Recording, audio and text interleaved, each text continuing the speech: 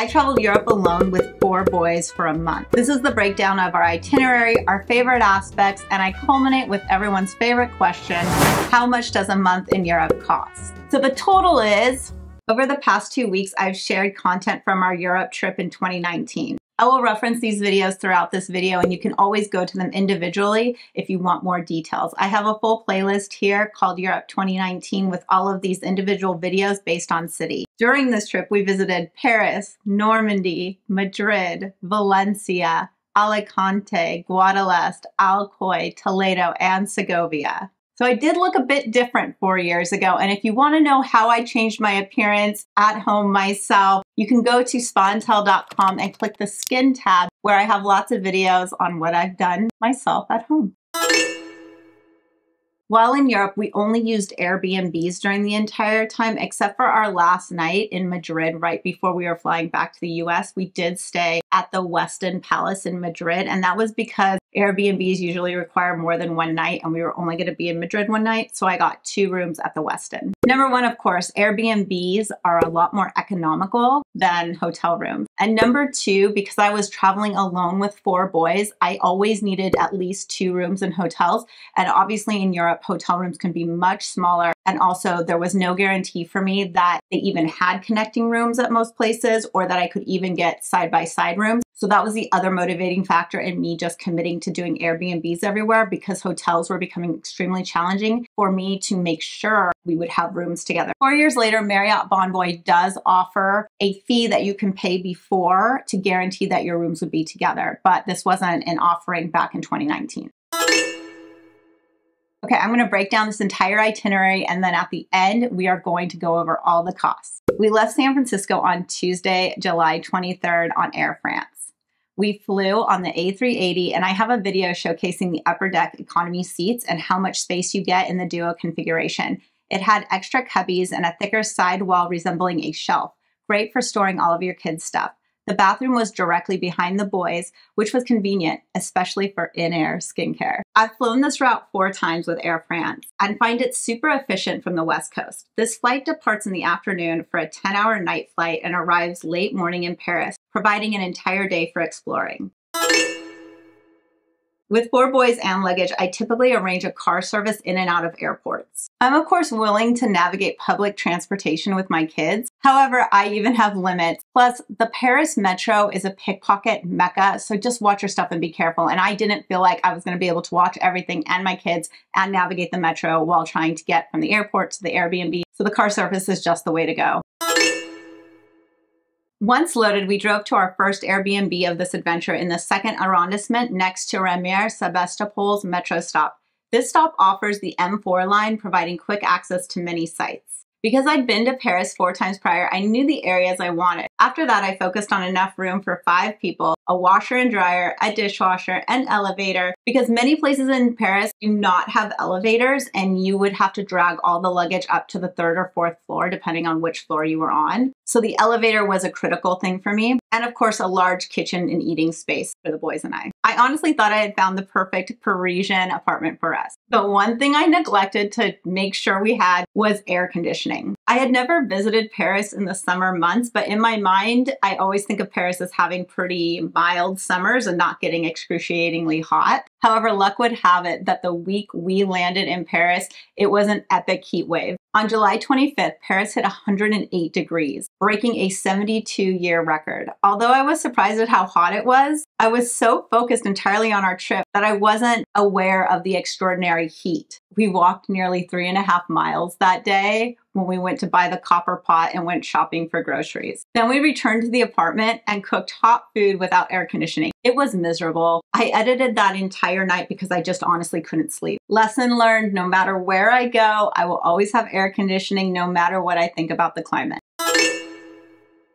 We spent a week in Paris. My goal when creating this trip was to have a time to walk, play, and eat. I only planned a few key things ahead of time. We made reservations for the Eiffel Tower, the catacombs, the Palace of Versailles, and the train ride and car rental for our Normandy day trip. Besides these scheduled points of interest, the rest of the time was spent enjoying the city. The boys loved walking to breakfast for the fresh orange juice and pastries. They played at a park every day, including the Ludo Jardin, which has the cutest carousel where kids use wands to try and hook rings. We went on a boat ride on the Seine and ate lots of ice cream.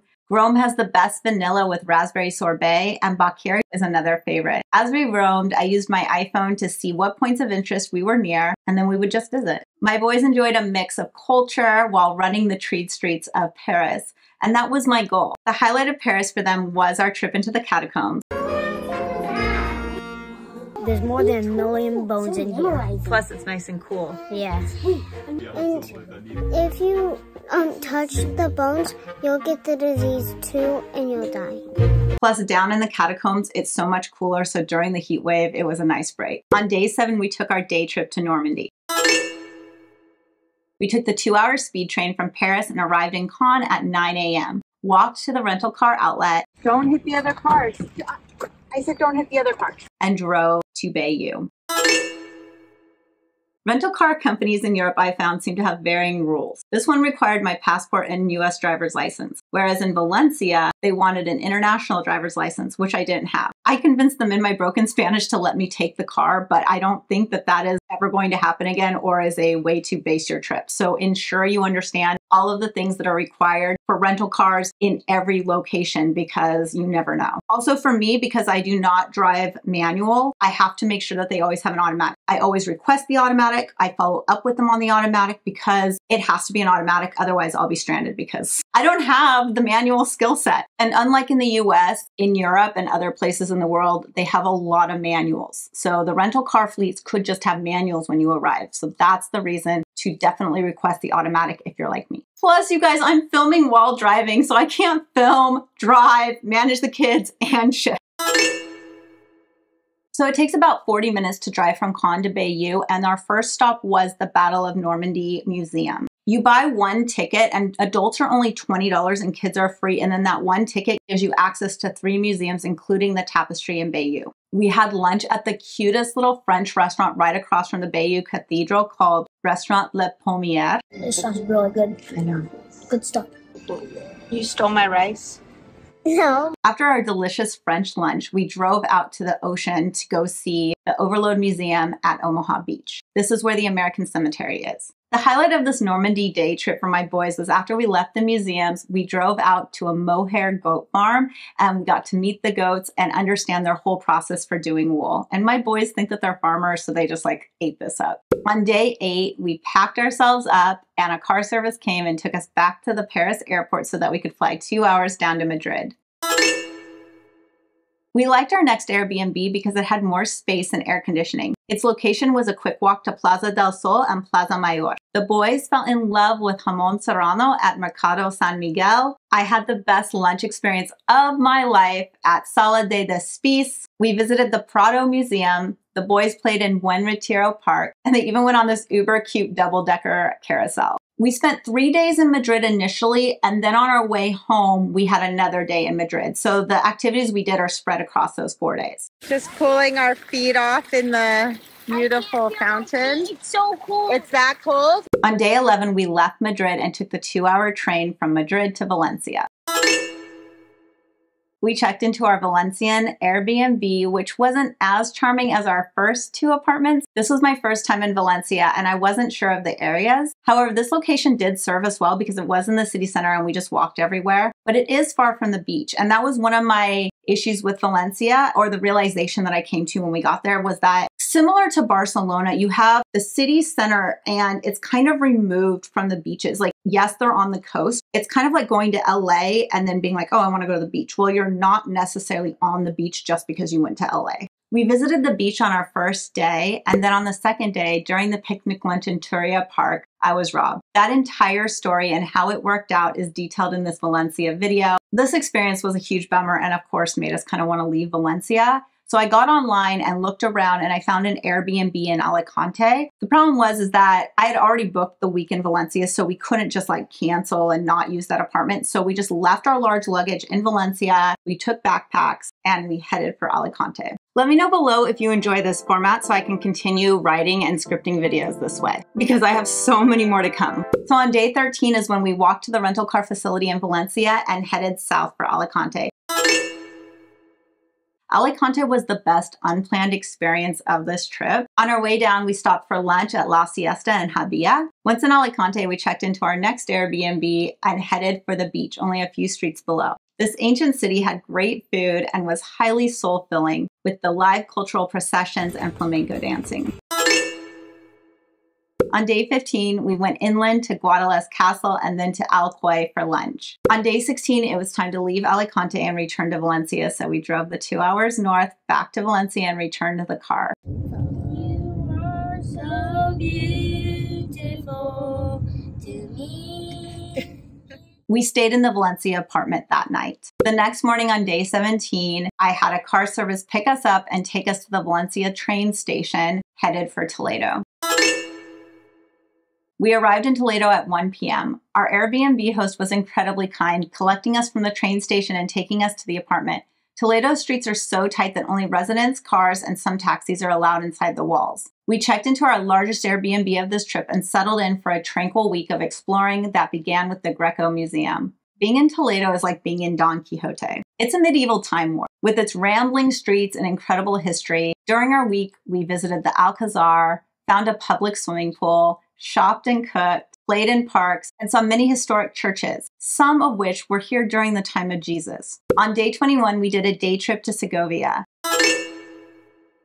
We walked from our apartment beyond the city walls, picked up the car, and drove 2 hours to Segovia. Segovia has an incredible example of a Roman aqueduct, and the Segovian castle supposedly inspired Disney's Sleeping Beauty castle. We had a roasted pork lunch at Maison de Jimeno. We went inside the Cathedral of Segovia and ended our time with ice cream by the aqueduct before returning to Toledo.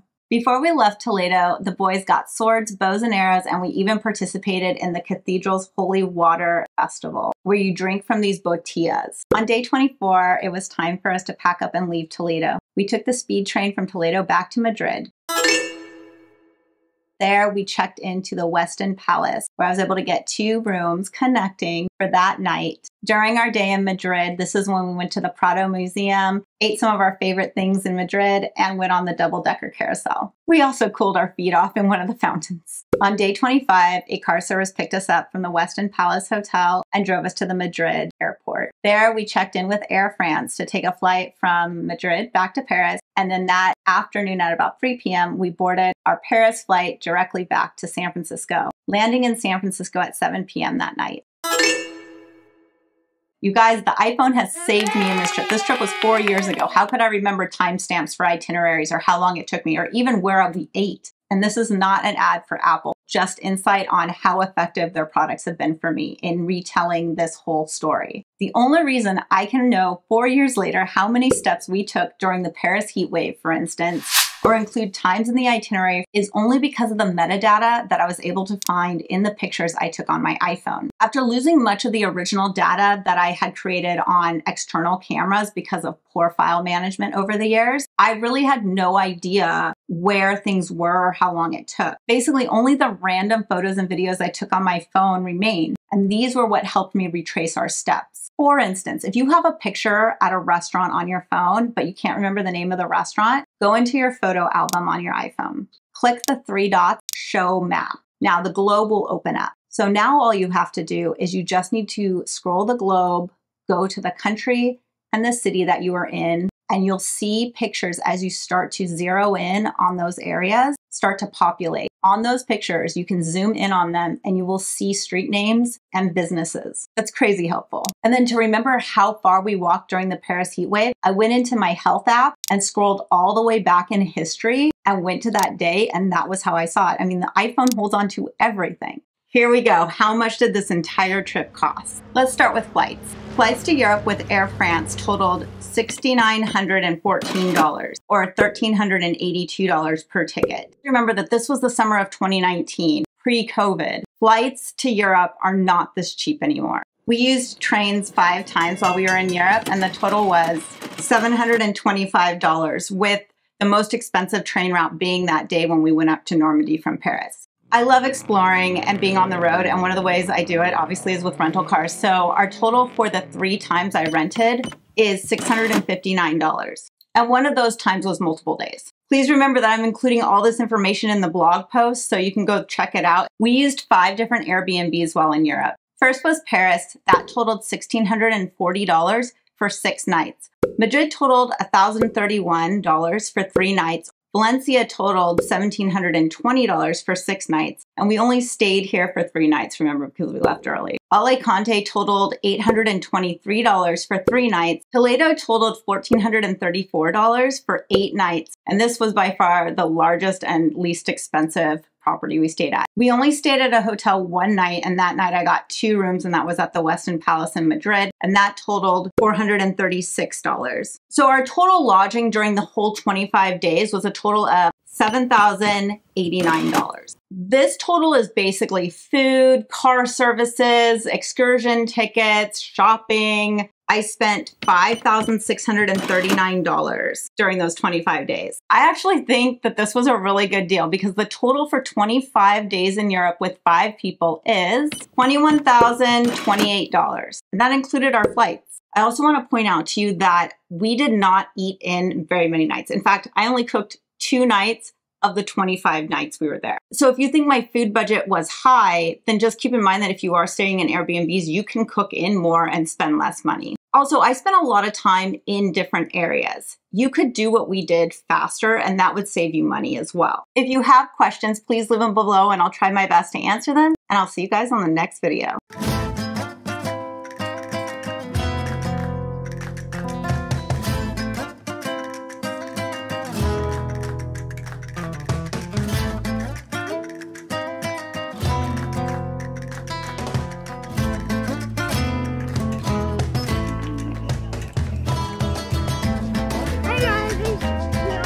No, don't say that.